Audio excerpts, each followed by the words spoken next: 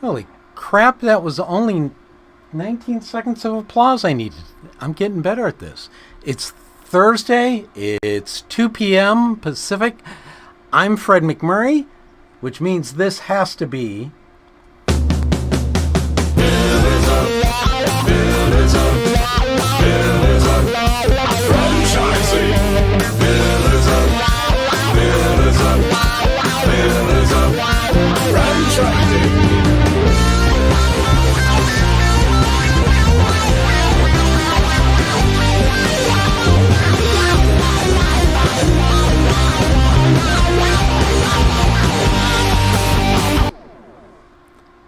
and away we go, ladies. Hi. Good afternoon. Well, hello. How are you? I'm fabulous. It's Thursday. Friday Eve, as I like to call it. Friday Eve. And actually, I feel like I'm already to the weekend because we're headed to Virginia to see my daughter graduate from a year and a half ago since COVID impacted it. And lo and behold, the numbers aren't any better, but we're going anyway. So.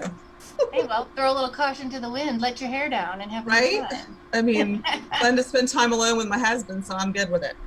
Well, that's what you're supposed to do when you're an empty nester, right? Exactly. There is joy to that. Awesome.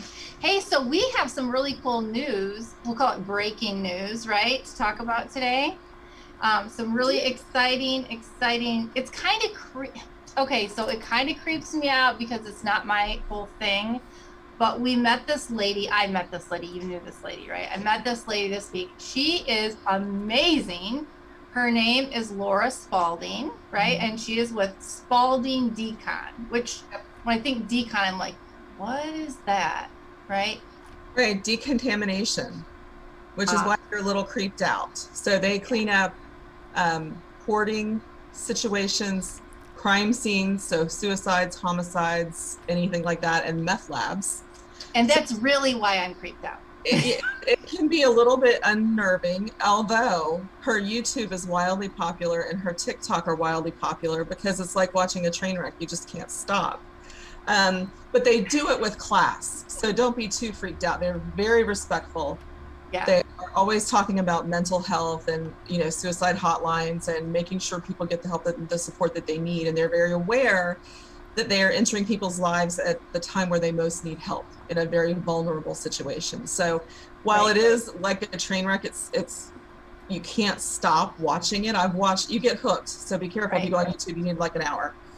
Well, the thing is, she's such a nice lady, and like I would have not. So, and then she did explain like her background is military and police officer, and so I was like, okay, now I kind of get like. Originally, I'm like a lady who's in that kind of work, and I am totally about breaking down barriers. So to me, it was like, okay, well, that's cool. Totally not my gig, but somebody could do it, right? As long as it's not me. But then when I learned about this cool giveaway she's doing, I'm like, oh my God, she's my favorite person in the world. So she is giving away like this huge franchise fee, a free franchise to a veteran. Mm-hmm. Yeah, she was in the military when she was very young and has come to learn that there are not a lot of transferable skills often when you're coming out of the military. If you're an artillery person, or I have a cousin who's gonna dismantle explosives. I mean, hopefully there's a transfer to civilian life. But what she's discovered is there's not a real path to entrepreneurship for a lot of people coming out of the military. You get a lot of headhunters and corporate jobs and things like that attract military. But if you want to be a business owner, there isn't a very specific path forward for that. So she's decided to nod, and she also said military people do really well in her system. Right. So it has become a thing where she's seen them be high performers. Yep. So she's giving away, she's waiving her $45,000 franchise fee. They would still have to qualify. Right. So they have to have their truck and their equipment, their training all. Yep. But that's a huge gift to a veteran who might not otherwise become a business owner. Yeah, I mean, that's like an entire year of college for someone too. Mm-hmm. And I think the really cool thing about that, we were talking with her, the thing that makes franchising such a good fit, not even just for military people, but really for people who just want, maybe like for me, right? I guess I've always kind of been cleaning since I was a kid. Not that you would know that from my 3 kids and 3 dog household right now, but franchising makes being successful really, I don't want to say easy, but kind of, it's like paint by the numbers, right? The system's there. Follow the system. It makes the success accessible, I think. Yeah, it's like, just don't try to redo the system, and you got a pretty good chance at being successful. Like, don't go out there and try to, do it all over, because it's already a proven system for you. And I think what's really cool about the folks that are in the military is that's what they're taught to do, is follow directions and go with the system that you have been given and have been taught. And that's so much like franchising. And she's so excited that she's even going to personally, irrespective of where the individual chooses to open their franchise, she's going to personally mentor the winner of this $45,000 franchise fee. Which is priceless. You talk about $45,000 being like a college education. When you add that mentorship on top of it, Yeah. you can't buy that kind of experience. Yeah. She's built a system in somewhere around 15 years to 47 locations across the country, and they're growing like wildfire. So she is ready to mentor. Like, she feels like she has reached a space in her life, Yeah. where she has a strong desire for that. So she's going to be someone who would be engaged with you. Well, I think it's awesome, because that kind of is down in a few minutes here is going to tie into our guests and the whole giving back to people and helping people do better and be better. And this giveaway is going to be done on Veterans Day, November 11th.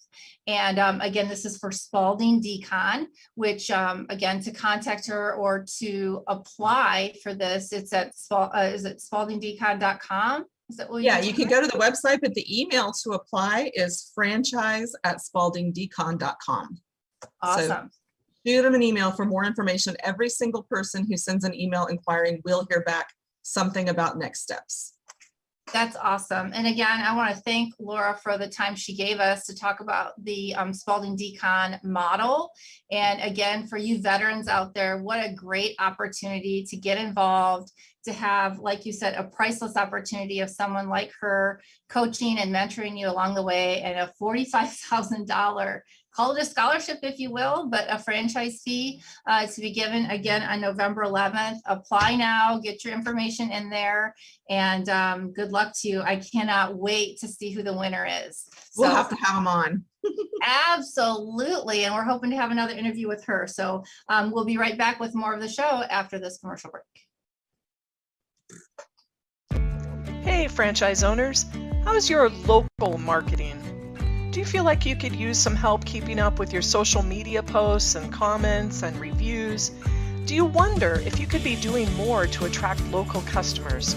Are you able to identify new move-ins to your local area?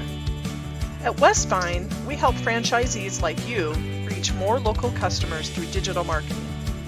With daily monitoring, creative content, and ad placement, and customer data intelligence, we'll get your business in front of the people who want your products or services.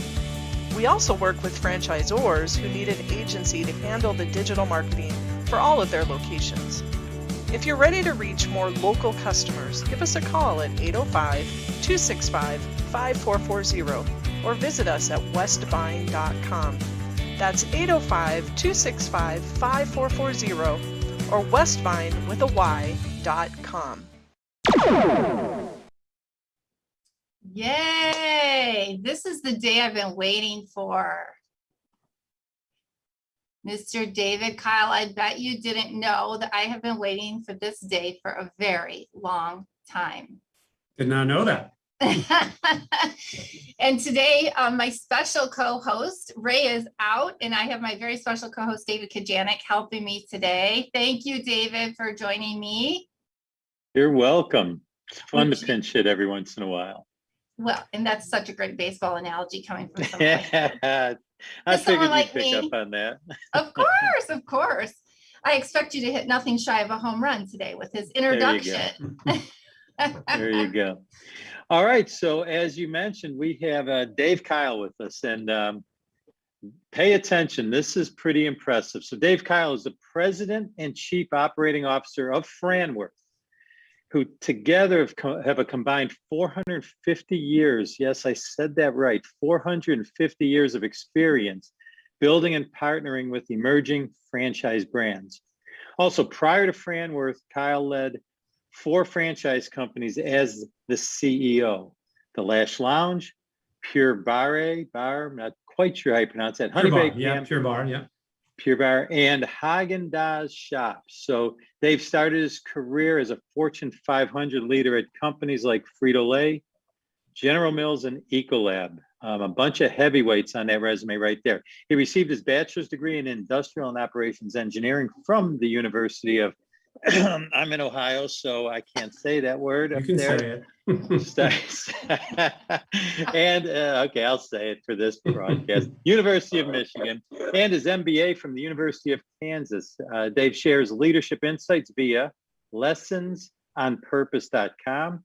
He founded the nonprofit company Franchise for Good and was recognized by the Minneapolis-St. Paul Business Journal as one of the top 40 under 40 leaders in the Twin Cities. Quite a resume. Looking forward to this conversation for sure. See why I was so excited, David? And Yeah, Dave? it's incredible. Wow, how am I going to tell the two of you? Okay, David and Dave. Is that fair? Can I do it like that? Works for me. That's fine. Okay, good. So Dave, obviously I've been super excited because as we know, you have acquired a couple of my favorite people to work in one of your brands, and we won't go down that road necessarily because they know who they are and we know who they are. But today we really wanted to talk to you about this new thing you have, this Franchising for Good. Tell us what you're doing with Franchising for Good. I'm dying to hear more about the model. Yeah, thanks so much. And a pleasure to be here, you guys, and really appreciate the opportunity. Yeah, so I think like a lot of us, I'm a franchise guy. You heard I did a stint in Fortune 500 land, but since then I've spent really since the late 1900s have been in franchising. So it started with Haagen-Dazs and then was the first family CEO of Honey Baked Ham, and then moved to Pure Bar. And so like many of us in franchising, I learned a lot. I learned as a franchisor how to scale businesses for growth. And so I went through an experience in 2019 where I really tried to explore personally, how am I going to give back? I've had a successful career, but how do I make sure that the balance of my days on this earth are really going to be lived with significance? How do we, and I think a lot of us hope to do that. And what came to mind was, what if I take what I've been experienced in, so scaling businesses, and could that be applied to the franchising world? So I love the open about what Laura Spalding's was giving back to franchising. Yeah, absolutely. Give a franchise, that's great. That is fantastic. And most franchisors, I think, are very philanthropic. They're active in their communities, whether the franchisee or the franchisor, they give back. But the idea that it spurred in me was, what if, though, we applied all the principles of franchising and scaling, which is really effectively what we do, programs and playbooks and relationships. What if you go apply that to the nonprofit world? So there are some 1.2 million nonprofits in the US. And many of them find themselves the way I think emerging franchisors find themselves. So they've got a good idea. They begin to scale and grow it, but then things cease. Often it's dependent on the founder. Sure. Often they have challenges on raising funds. It's the same exact challenges that emerging franchises have. So we've been doing this at Franworth for a long time. I've been doing this as a career franchise professional for a long time.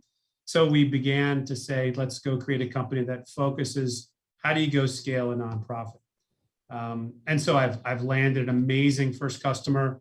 Now I have 3 and growing it more. So happy to share more, but that's really how the idea was spurred.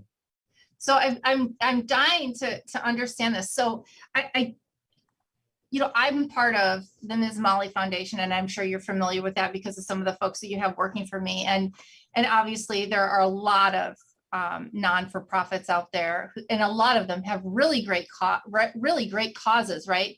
But just as you said, the struggle is, how do you get the right audience? How do you get the funding that you need? How do you get visibility? Are those the kinds of things that Franchise for Good is helping them with? How do they get qualified to be a part of Franchise for Good? How do you go about that?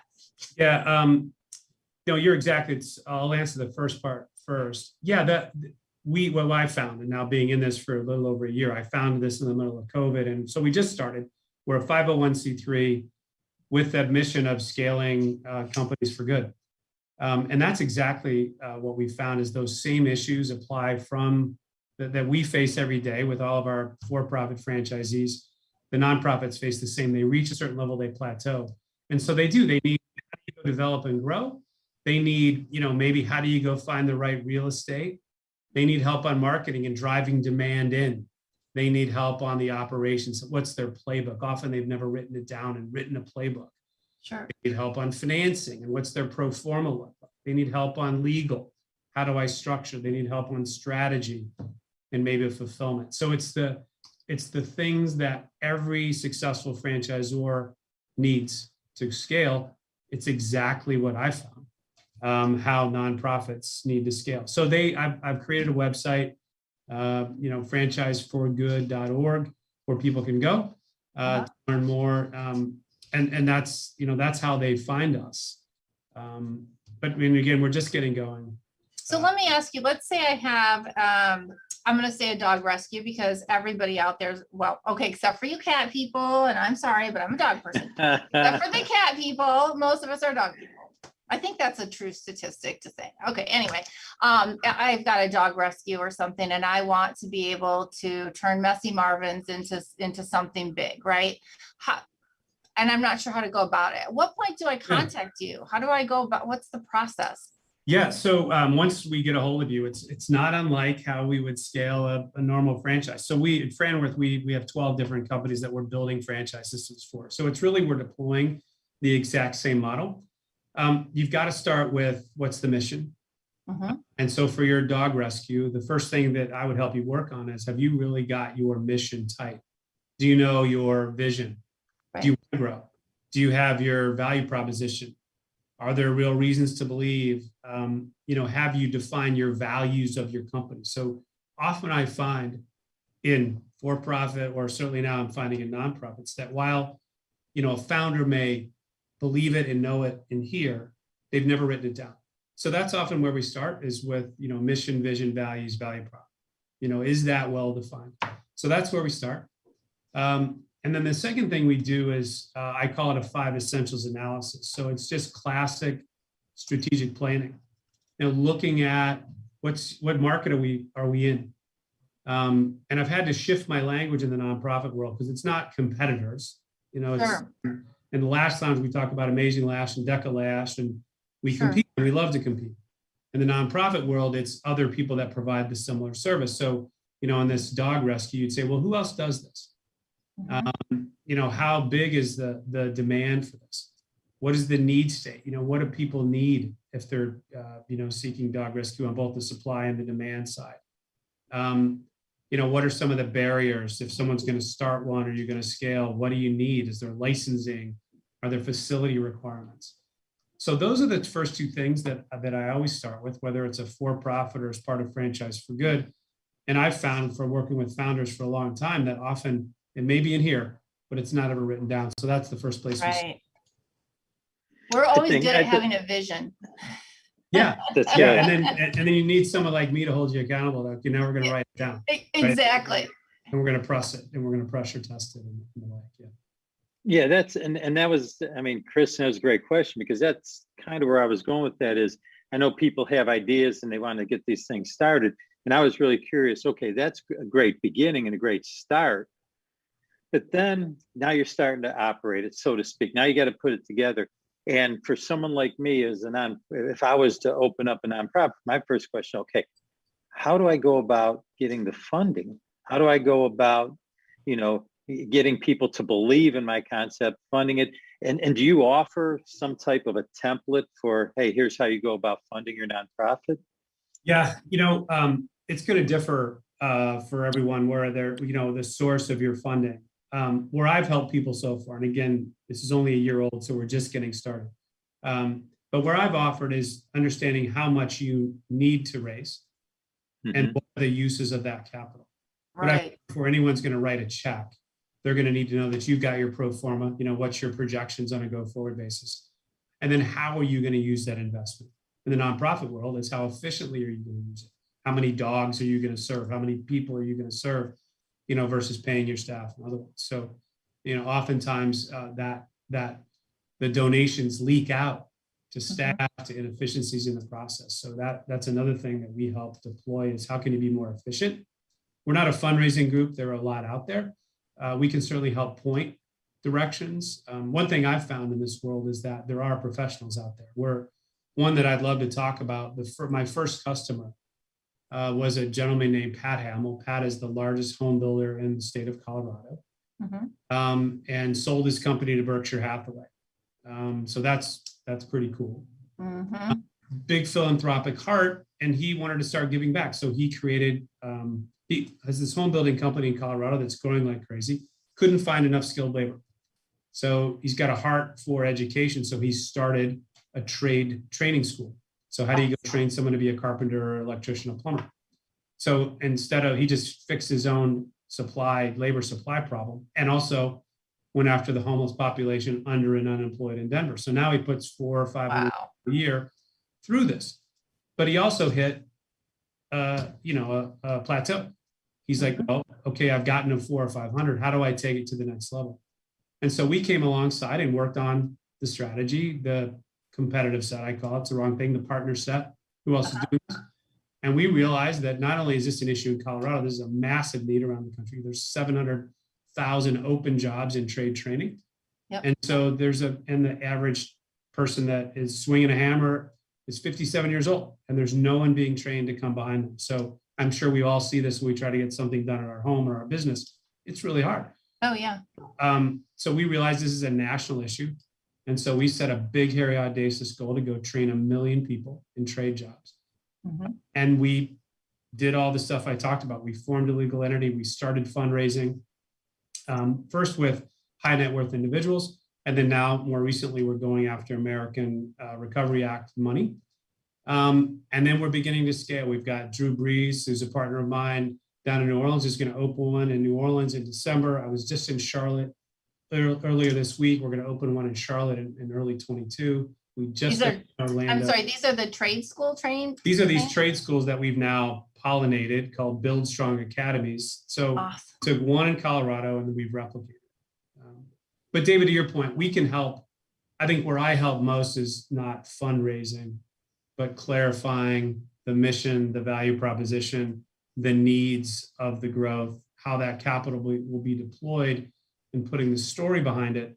And there are professionals out there who will go do the grant writing, many of whom will do that on a part-time basis, on a for-hire basis, that are just ninjas that come in and go, get that done. So. Well, that's interesting because a long time ago, I shouldn't say a long time, but many, many years ago, a friend of mine and I were talking about starting a nonprofit, really kind of in the baseball world and training and kind of taking it to the inner city and those types of things. And it's really a complex deal to just go from zero, knowing anything, going from an idea to saying, what do I all need to do to make this thing become a reality?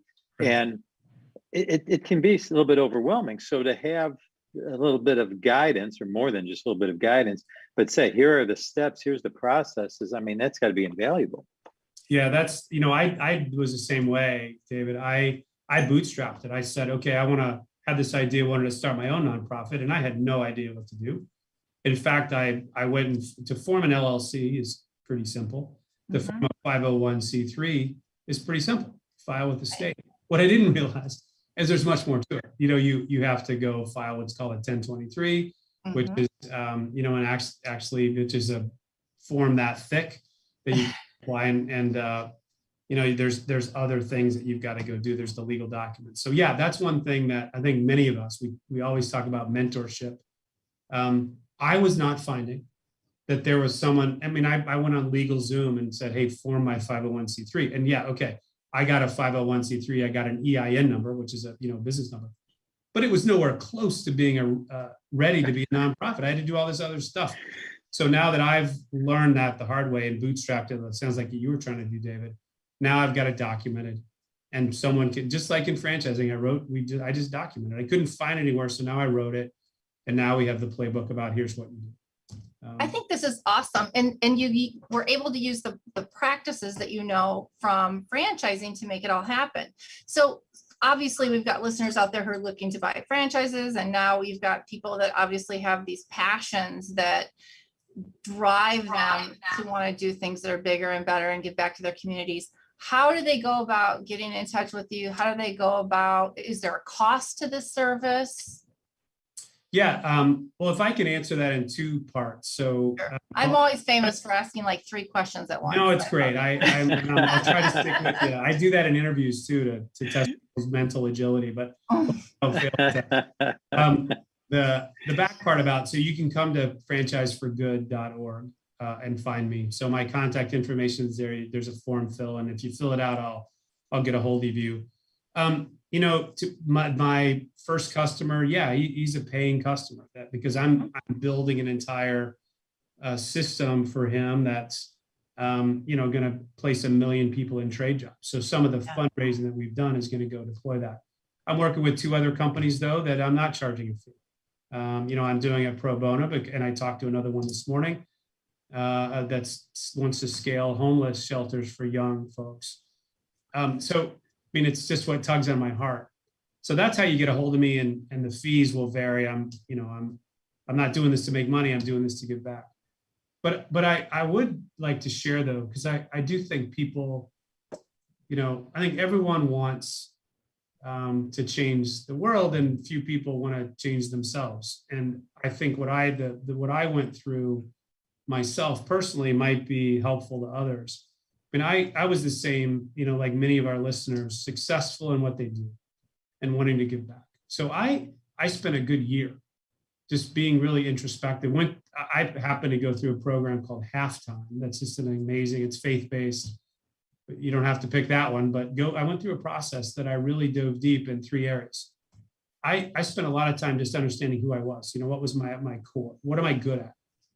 How am I built? I'm a typical ENTJ, Myers-Briggs. I'm a type A personality, like probably many of our listeners are. But I dove deeper. I'm like, well, why? Why is that? Why am I wired the way I'm wired? Where are my strengths? What are my weaknesses? So I realized that, hey, I know how to franchise. I know how to scale stuff. So that I had that realization. But for me, the biggest challenge was actually creating some capacity in my life. So I was getting up in the morning, grabbing a coffee in a granola bar and going to work, coming home late, grabbing a dinner and falling into bed. So that's what I did for 30 plus years. Well, I had to go create capacity in my life. So I started blocking time. I blocked time in the morning to get into inspirational reading, to work out, and roll into work a little bit later. I blocked some time on my calendar on Fridays to work on my mission. And then finally, so I worked on my core, who am I? I worked on some capacity to create some margin in my life so I can actually think about things of more of significance rather than just worldly success. And then the last thing I did was just say, okay, now how am I going to go apply that? What application might that have? So that's where this idea is. I was walking in the woods somewhere. I'm like, oh, hey, what if I took my heart for, nonprofits and my skills in scaling and put the 2 together? So that I think that process is one that I think many people have followed. Mm-hmm. To try to get yourself to that place where you can say, you might have ideas, and plenty of people have ideas, but what I learned was that you got to change yourself first and make sure you're creating time and clarity about what it is that you really want to go do about it, not just think about it, and then just start doing stuff. Like many of our founders of our businesses, I've learned a lot by working with entrepreneurs, over the last 20 years. And what I realized about them was they do stuff. Like they don't necessarily sit and do the strategic plan and, all that stuff. They start doing stuff in their area. And so then I took a play out of their playbook and just started doing it. I formed the 501c3 and found a customer, and off we go. So hopefully that's helpful. Yeah, that's awesome. That's fantastic. And I just want to echo something I picked up on, because he said it several times. And for the listeners out there, especially if you're a prospective franchisee or prospective business owner right now, when we start off, the first thing we all think of is, I want to be a success. I want to be successful. And Dave mentioned several times, and it comes with age, and it comes with accomplishment. You go from success, then what happens is significance becomes more important. And really that's what Dave's talking about. And that is an outstanding goal to reach, is to say, yes, I want to be successful, but even greater, I want to have significance in my life. And I commend Dave for doing that. That's a great story, and that's awesome that you're giving back. Incredible. Yeah. And I think we find that in our franchises all the time. So I think, the most successful franchisees, and I've, been blessed enough to mentor thousands of them and all those companies that I've led, around the globe. And, I do think that the most successful franchisees in my mind are people that, they bring their skill from whatever they've developed in school or other experiences, that they're really good at execution and they're really good at marketing or great at finance. They bring that skill in. They're able to follow a playbook that the franchisor, proffers. Yep. But they also find that the best are the ones that really have that passion, David, just to build on your point. I mean, those are the indications of what's significant to you. Like if you're pulled into wellness, or you're pulled into service or dog, shelters, whatever's tugging on your heart, there's a reason that's tugging on your heart. And I think you got to listen to that inner voice. You got to, those things that are dragging you down, you got to put those aside so you can, when you find yourself losing time, when you've got into something, those are those signals of passion in your life that, when I'm, and we're very selective as a franchisor, we support 12 franchise systems. We're always looking at franchisees to make sure, they've got the elements of success, David, as you would define it. They're going to be great operators, but also, is there that spark? If we're selling them a barcode franchise, are they really about empowering women and yes. fitness? So I think it does take both, and that you're right. It comes with. I've got a lot more gray hair than probably most of our listeners, so I've just had the experience there, but it has taken me a long time to learn it, which is fine now to pass it on. So it doesn't take. I'm a knucklehead. It took me a long time to figure this out. So hopefully people can figure out sooner in life than I did. But don't you think now, as we bounce back from COVID and we have all these people leaving corporate America, right? The great, exodus, the corporate exodus, or whatever we're going to call it this week. I think because of the break that people had, and even back when I got out of corporate America, for me, then it was about taking that step back, right? I was starting a family. And so to me, very much to your point, David, it wasn't so much about the money, it was about the lifestyle that I was seeking. And what COVID did for so many people was say, hey, look at this. I can still have a job. I can still make money, but I can actually see my family. Your point is very well taken. I run out of the house in the morning with a coffee, and because of some situations recently in my office, I'm getting home at 6:30, 7 o'clock at night. And I told David, I go up to my room and I grab my iPad and I'm studying at night. Well, that's not what my normal lifestyle is. It just happens to be for this 5-week period. And I'm like, man, this sucks. I remember doing this before. This isn't what I signed up for. And again, I know it's this temporary thing I'm doing, but I think that's the great thing about franchising and going into business, and whether it be you're doing franchising for good, there is another lifestyle out there for people to look at. And I think that's where, if you're somebody out there and you're doing a corporate job right now, it's not always just about the money. And we see survey again that says, listen, my corporate job, what makes me happy isn't just the money. It's about flexibility. Maybe I'm a night owl and I want to work from 8 to midnight, and from 4 to 8, I want to spend time with my kids, right? And so I think that's a really great place where people who want to go into business why they should be looking at franchising. I also want to note that I think your ability and your love of giving back and kind of that self-discovery is really important for people to do. And I think you're finding more and more people starting to do it now. Do you feel this is a great time for people to be looking at buying a franchise in one of your brands? Well, absolutely. And we're finding that. I mean, we are finding a lot of interest as now that COVID obviously we've still got the Delta variant, the Mu variant coming. We're not through. But after 18 months of this, we absolutely are finding interest in our brands. And it comes from, I think, that introspection we all had to do. I mean, it's not unlike we just celebrated or about to celebrate the 20th anniversary of 9/11. And not all of our listeners are old enough to remember that. But I mean, things changed then. And for those of us that were in the working world, boy, I remember that like it was yesterday, first tracking down my team in New York, but then soon after, we all realized what was the most important things in life. And it's happening again. And I think with whom you work is, I think, that's why we are having a great exodus today from corporate America, is because people are frustrated with whom they work. Yep. And they're seeking, do I want to do this myself? Do I want to go find like-minded souls to go do this? And look, it's not easy. We all know it's not easy. It's starting a small business, but franchisors have the playbook that they'll put that behind you and bring you support to help you along the way. But I think absolutely this, we're seeing people come in who have done the corporate America thing. In fact, just last week, we had a discovery day for our Barcode franchise, which is, bar-based fitness. And same thing. She's the franchisee who's will close this week, was just tired of corporate America. And she was a client. And where I went back before to say, notice those times in your life that you're feeling full. Like, what fills your cup, and why not do that stuff to make a living?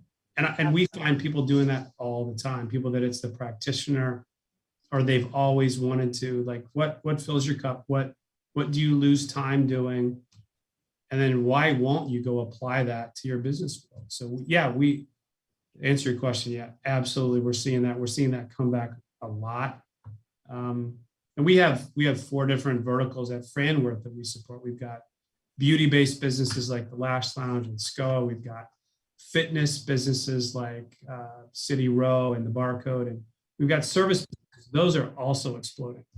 We just had one called Home Steady. That's a home handyman type business.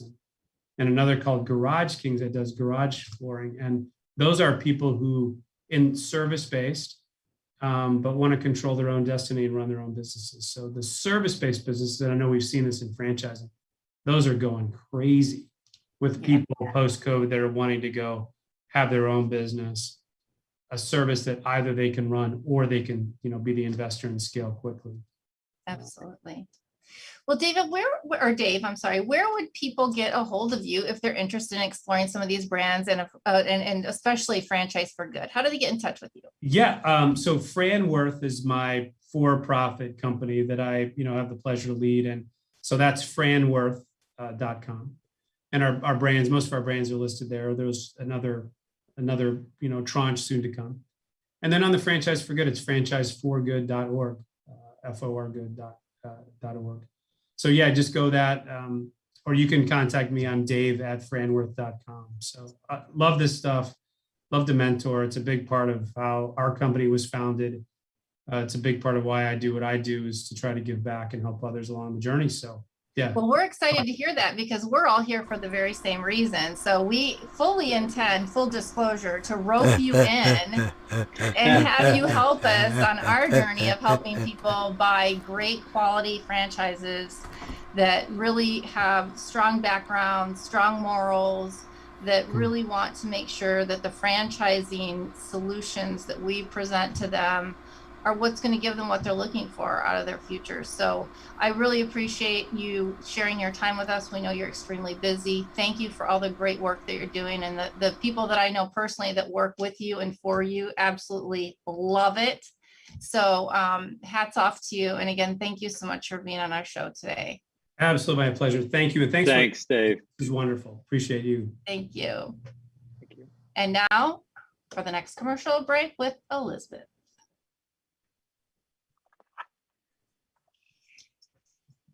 Where's Elizabeth?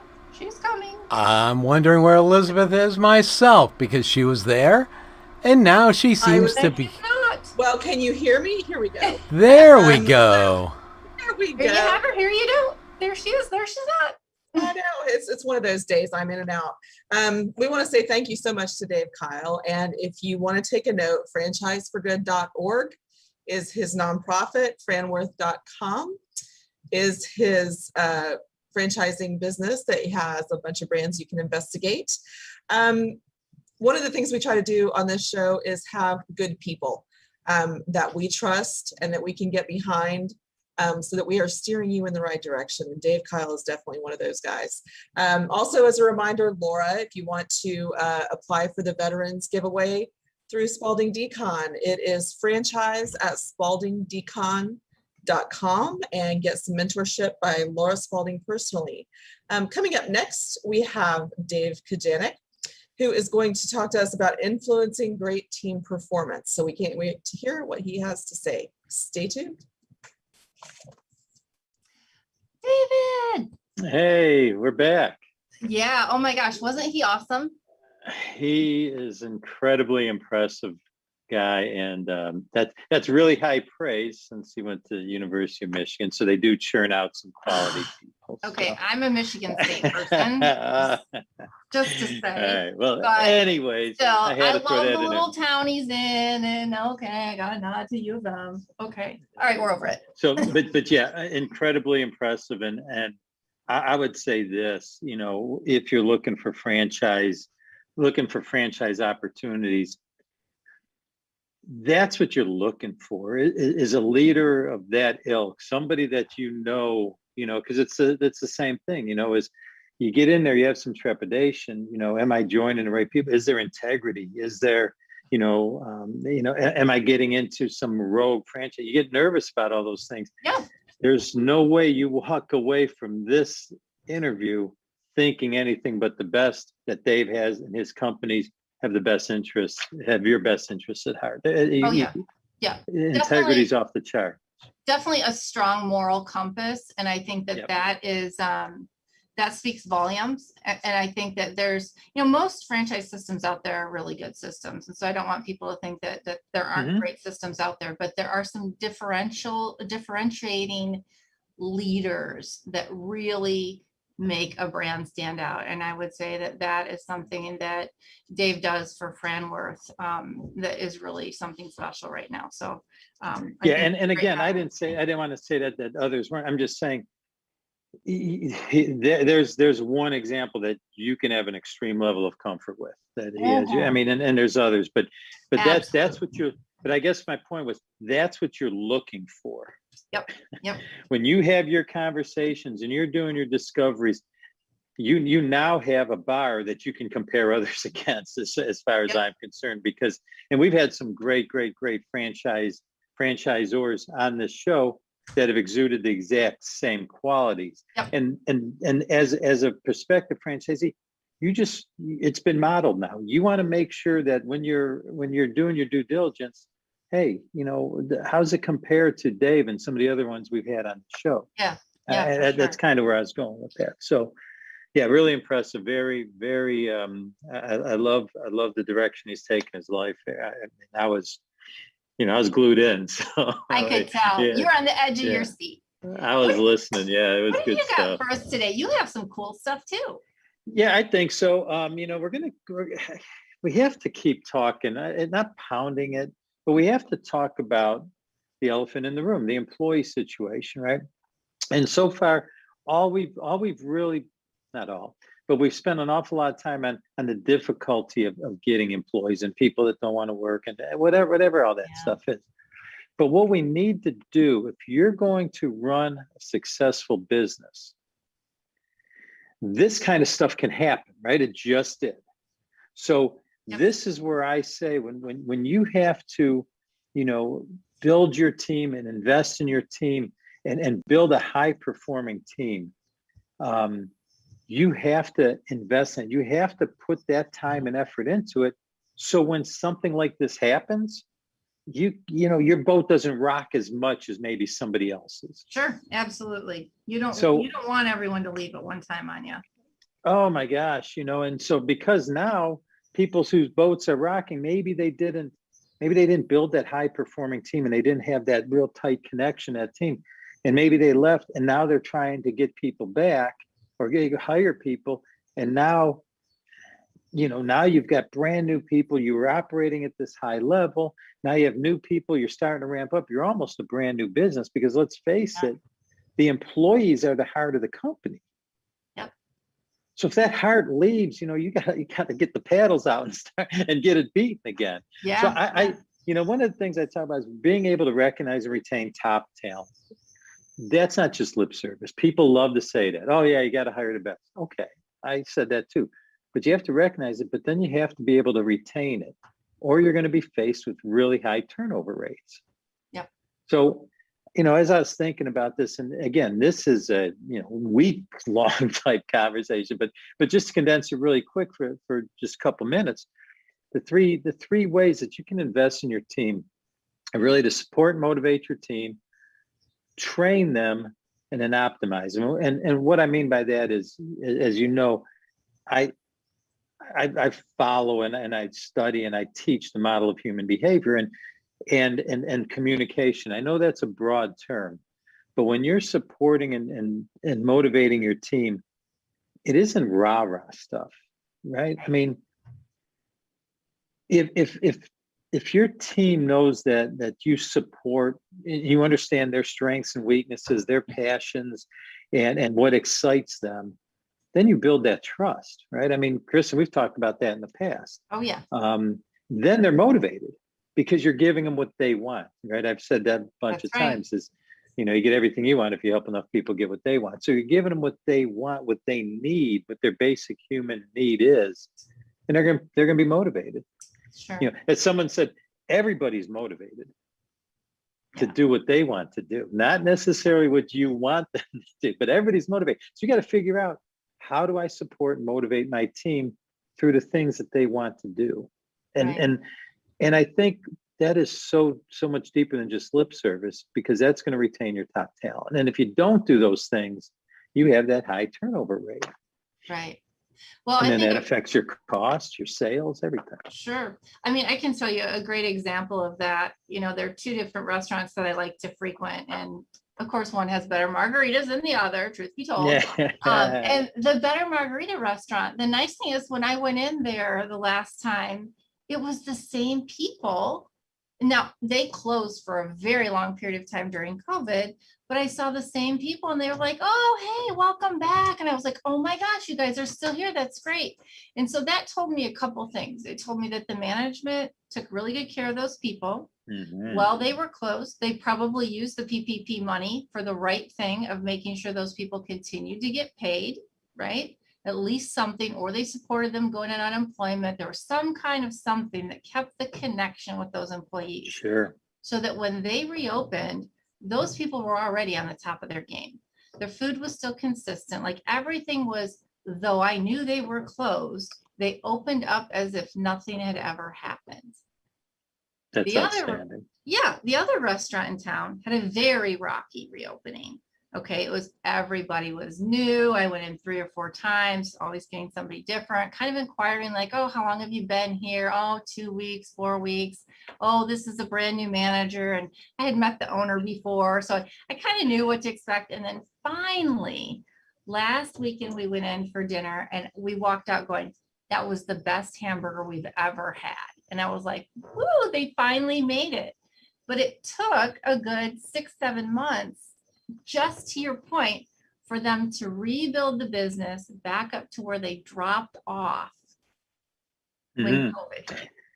And now they can't rest, right? So this goes back to the continuing training of your team. Now, obviously, I use DISC, right? All right, because that's what I use, because I believe, and I've done it for so long. And when you're training 45 managers, and in this method, and they're able to, and you see the communication improve, you see the cooperation, the collaboration, they're building strong relationships with their team, and they're limiting or actually eliminating a lot of workplace conflict. It works, because that's the key. That goes back to that continuous training. Now, the restaurant that you just described, if they set it and forget it, so to speak, they're going to go right back to where they were before. I can almost guarantee it.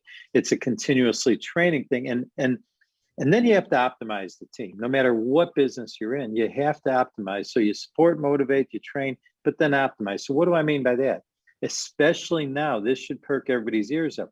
You have to figure out a way to get more done with fewer people. Right. Because we have fewer people that we might be able to touch base with.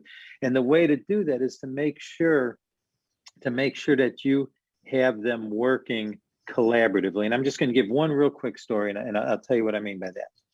And it also leads to keeping that retention rate. So I'll throw my wife under the bus a little bit here. Don't tell her. Hopefully she'll. But anyways, so my wife was managing one of the restaurants, and we had another manager in there, and they just butted heads all the time. They just butted heads all the time. And the reason they did was they had absolutely two different personalities, and they didn't understand each other. Once we took them through the training, they understood, oh, this is how I communicate with him, and this is how I communicate with her. And all of a sudden, they worked together better than anybody, and there was no headbutting. They loved working with each other because they knew what to expect based on their training. And that's why I said, a lot of people, if you leave it to chance, you will be at a disadvantage. I guarantee you'll be at a disadvantage, and you're going to experience high turnover rates. So I know we're a little short on time. I just want to touch on those type of on those type of things. But most business owners get wrapped up in the daily to-dos, and they forget about the heartbeat of that company, which is the employees. So I couldn't agree continuously more. train, and invest. Very good. Thank you again, David, for all your work. You're welcome. And time to share with our listeners and viewers. And absolutely. We'll be right back after this with Mr. Jerry Akers.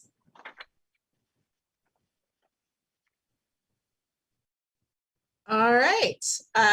Thanks so much. That was Dave Kajanik giving his leadership advice for the week. If you missed something, want to go back and re-listen, he packs a lot in, and so does Jerry.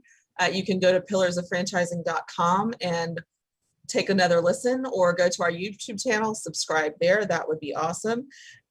Next week, we have Lisa Wyndham from Smart Drinks. They're a mobile drink unit that has specialty coffees, fruit drinks, all kinds of things. So tune in for that. She's got a really cool thing going on with the mobile trucks. Up next, we have Jerry Akers, who's going to talk to us about putting one foot in front of the other and how you get through some tough times. As the times are tough these days, putting one foot in front of the other in a franchise system is a little easier than doing it on your own. So he's going to give us some tips and tricks to sustain through a relatively spontaneous market, we could call it. We never know what's going to happen next, right? So stay tuned for Jerry Akers. Hey, Jerry. Kristen, how are you today? Oh, it looks like it's fabulous down by you today. Oh, beautiful green behind me. I love it. I like that for my background. So yeah. Very nice. Very Man, nice. I'll tell you, you guys set me up. You put me behind a couple Daves that are really strong and pack a lot in, and I have to try and keep up. I feel like that should be like a Saturday Night Live skit or something, a couple of Daves, right? Actually, maybe it's a Dr. Seuss book with a couple of Daves. I don't know, something like that. 2 Daves, I don't know. Anyway, what have you got for us today, Jerry? You always have such good stuff. Well, Kristen, many franchisees are finding themselves in tough times right now. We've come through the pandemic. There's the new variants that are coming around. There's all kinds of things going on in the last 18 months or something like that have been kind of up and down for all businesses. Yeah. Franchisees are no different. They're feeling the same pain, whether it's because of, being shut down or trying to cash flow or having enough staff or whatever the case might be. And it's quite easy to let that get you down. But, the first point I want to make is when you're part of a franchise system, you have got unbelievable support out there. It's not just you trying to figure out how to maneuver through all the things that are going on, but you've got a franchisor whose best interest is served by coming up with solutions to your problems. And you've got all your brothers and sisters in your franchise group out there that are fighting the same battles and may have come up with innovative answers to some of those that they share with everybody. So if we're just talking about franchising in general, then this is one of the biggest things that I think franchising has going for it. Sure. My advice to everybody, whether you're in franchising right now and you're, struggling with some of these things, or you're thinking about getting into franchising, there is no business in a box, regardless of how people position it. You can buy all the basics of it in a package from somebody, but it's still your business, and you've got to set it up with your personal flair. Even though you follow the franchisor's methods and processes, there's still a lot of you in that business, and you have to be engaged. You simply can't just open it up and expect, customers to walk in the door and money to flow into your pockets and those kinds of things. Yep. And so many times people buy these businesses with that in mind. And to be very honest, a lot of brokers try and sell them that way. So we need to keep reminding our listeners that it is going to be a little bit of a slog sometimes.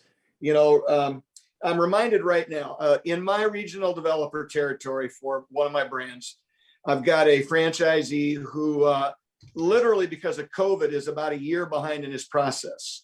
And as we were coming out of that and he started to get into the process, he got probably overly optimistic. And then we were looking for real estate. And when you're looking at real estate, just researching different areas could take months.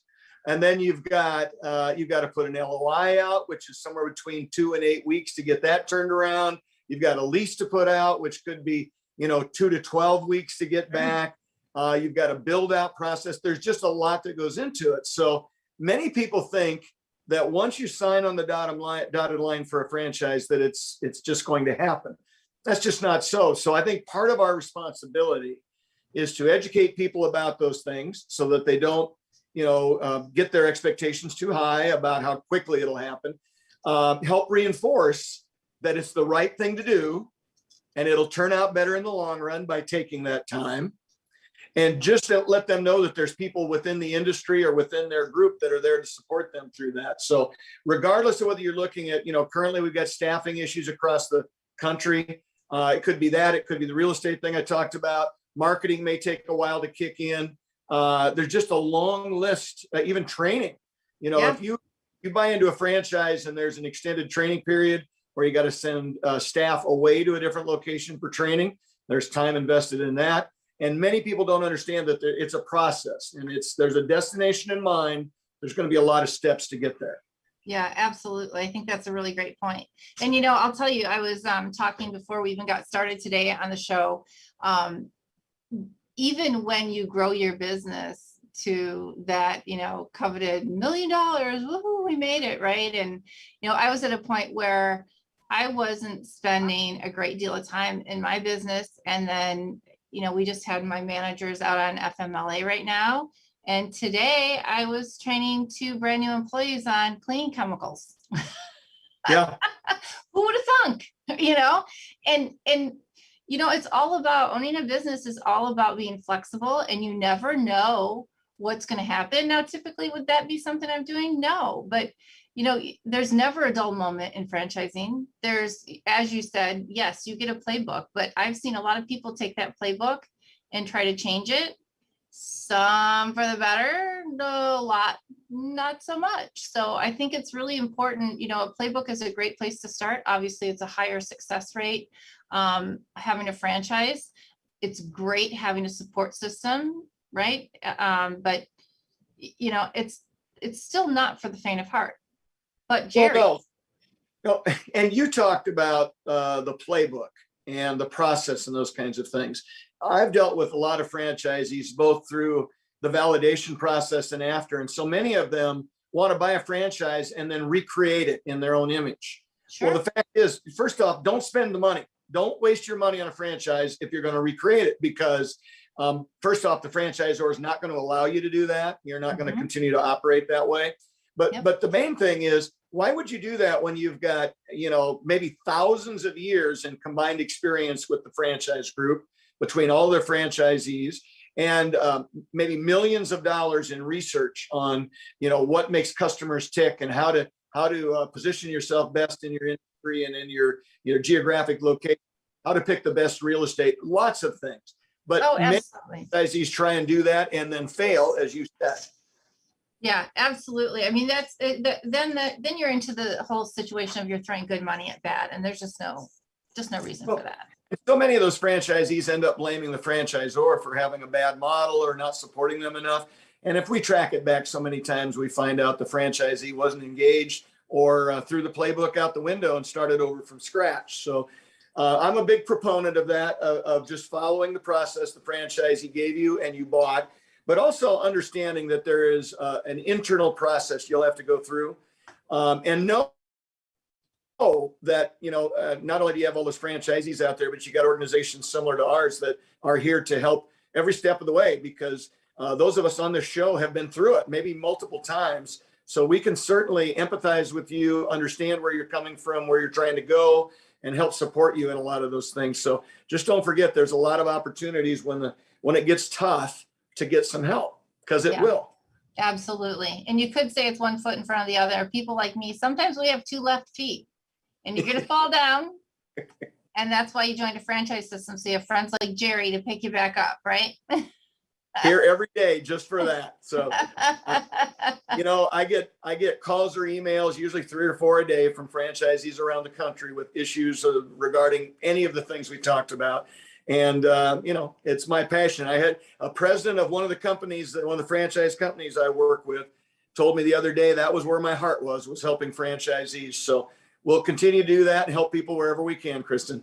That's awesome, Jerry. Thank you so much for all your time again this week. We really appreciate your words of wisdom. As always, you're wearing your heart on your sleeve. We can see it all the time. Thank you. And we're going to switch over to Elizabeth. Thank you so much, Jerry. Hey, girl. Great show. I love my guys. They always have such great stuff. Really great stuff. And Dave Keil was awesome. Oh, yeah. Next week's show, though, is going to be equally as wonderful, with Lori Wyndham from Smart Drinks, the smoothies and juices that don't just taste good, they are good for you. So we're going to learn all about the high quality drinks that they have and how they get them mobilized into events and to different locations and travel around where you want them. So I wish I had one right now. I know, right? I could use a little pick me up. A little healthy iced coffee or a little something going on. Maybe a little something added. Who knows? I bet they did that way too. Is it 5 o'clock somewhere? It is. It is. We'll have to ask her if that's a thing. I can't give you something to drink, but I can give you some music to pick you up.